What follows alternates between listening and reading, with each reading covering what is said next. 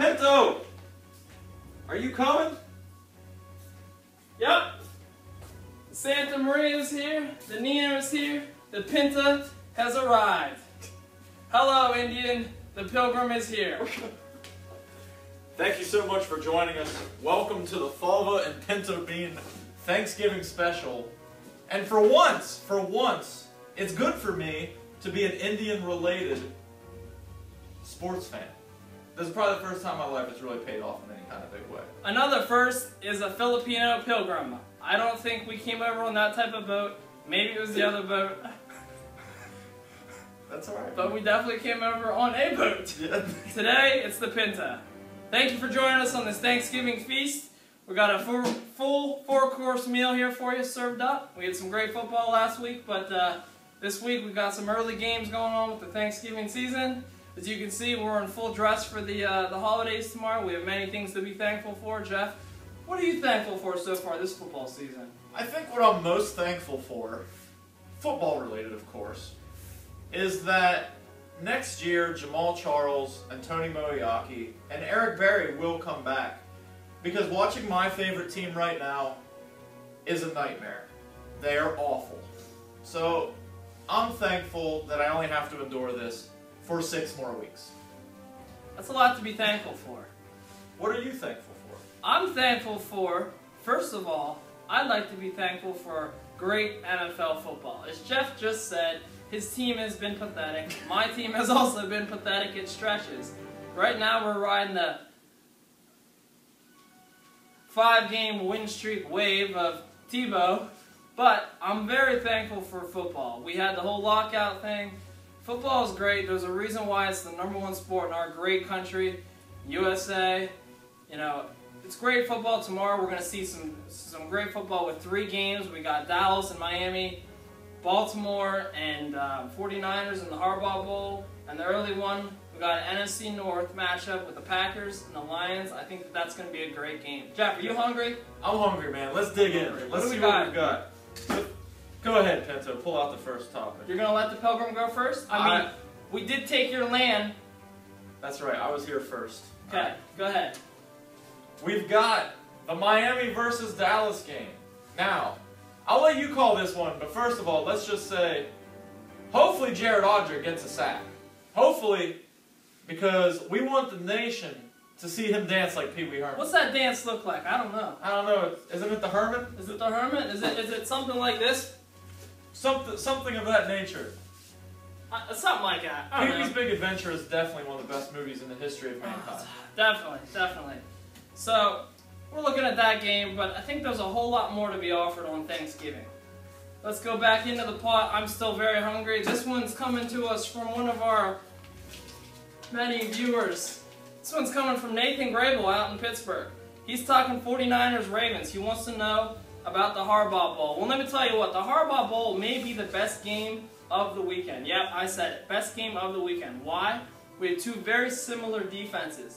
Stout up front, great linebackers. I would give the linebacker edge to the 49ers right now. Yes. Willis and Bowman are playing out the charts right now. This game is going to be a close one. Defensive shootout. In the end, I like the Ravens because they're at home, but it's a close one. I'm going to say a 1-score game. Yeah, and I agree with you too. And the thing that's going to be difficult for the Niners, traveling the whole way across the country on a short week, that's tough, man. That's really tough. And just so we don't totally skip over it, the Miami-Dallas game, just for the record, I'm going to take Miami by 3. And here's the only reason why. They say misery loves company. And when Matt Moore lit up the Chiefs, I'm not going to lie, I thought about, I don't know, burying myself alive somewhere. I like to see him win because it makes me feel a little bit less terrible about the fact he beat the Chiefs. Well, Matt Moore certainly has come on. Reggie Bush is finally running between the tackles. They're finally getting the ball to Brandon Marshall. He's a great receiver. I don't know how you cannot get this guy the ball. But that's an interesting pick, Jeff. I think I'm still feeling a little more. Maybe some cranberry sauce, maybe a little turkey. What else we got in the bowl there? We've got Green Bay, Detroit. Green Bay, Detroit. Would you like to serve that one up? I will serve this one up. Now, first of all, the one thing that I've noticed watching some of the Packers games is that At times, Aaron Rodgers does get hit. Their offensive line's beat up right now. They're missing Clifton. I believe they're still missing both offensive tackles. Now, Newhouse has stepped in and done a nice job. But at the same time, you're not going to have the level of consistency because your backups are your backups for a reason. Right. They do a good job. Yep. But Aaron Rodgers hides a lot of flaws. I think the Packers are going to have to go to a quick passing game. I feel that, they can't let Rodgers get hit by Avril and Sue and Vanden Bosch and Williams and Fairley. You get the point. They've got 5 defensive linemen that can just get after him. Yep. Now, when the Lions are on offense, I really, really like that they brought Kevin Smith back. He's running hard. Yeah, and they need that. When the Lions did lose games, it was because they couldn't run the football. The Packers' defense obviously has been a little bit up and down. Their front seven's good. Their secondary's had some injury problems. So their pass defense has been a little bit of a liability at times. I think the Packers are going to win this. I think it's going to be a phenomenal game, though. I think it's going to be one of those games we expect to be high scoring, and the first half is actually a more defensive game. And then the second half, things will open up more. I'm going to say 35-31. Green Bay's going to win. I completely agree with you. I see upwards of 50, 60 points scored in this game. Give you my quick take on this game, Jeff. I really think that the game is going to be won in the trenches, the line of scrimmage, but I think the Packers are just too deep on the edges. They can go 6 deep. James Jones, Greg Jennings, Randall Cobb, Jordy Nelson, Michael Finley, and the old guy. Donald driving the bus, driver. He's still built, man. He is trucked, dude. Jacked. The Packers will win this game because they can spread the Lions out. The Lions, like Jeff said earlier, can get after it with the front 7. Their linebackers are certainly better. Stephen Tulloch was a great addition from the Titans. I still worry about their secondary. Louis Delmas is a stud. But again, Packers spread them out. I'm going to go with Jeff on this one. 50-60 points. Packers eke it out. I think that there's a little more in this pot brewing. What else we got in there?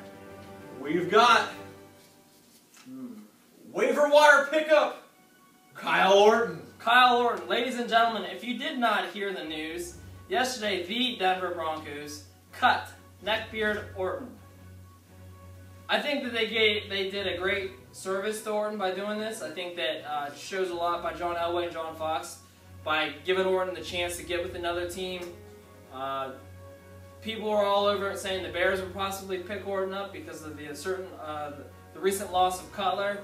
I don't know how the Bears would have really gotten Orton because of the teams ahead of them in the waiver wire, and obviously the team that needed a quarterback and the Chiefs decided to add the old neckbeard. Everybody needs a neckbeard. Maybe he'll go along with Todd Haley and they'll just grow together and be happy. That's my perspective as a Broncos fan. Kyle, thank you for your time in Denver. You were mediocre. You helped us some games, and you certainly lost us some games. Don't let the door hit you, or the good Lord split you. We'll give it to a Chiefs fan. Let's see what he thinks about the whole edition. Hey, I think the only good that comes out of this is that management is trying to show the players they haven't quit on them. If anyone watched that New England game, the Chiefs had receivers open all day, every day. I feel like the two of us sitting here could have hit some of those passes. Certainly. But the problem was Tyler Palko, he was cut from the USFL for a reason. He was cut from the Canadian League for a reason. He's just not any good. And, you know, I don't think the Chiefs are going to make the playoffs.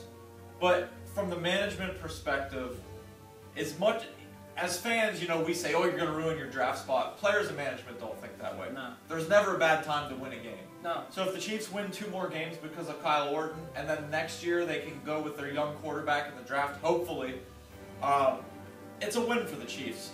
Just because, you know, if you win a couple more games, you keep that young team learning, you keep them in a positive direction.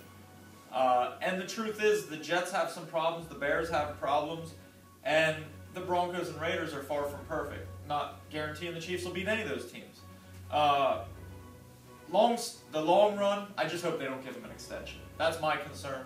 I don't want to see Elvis Grbac Part 2. I sure as heck don't want to see Steve Bono Part 2.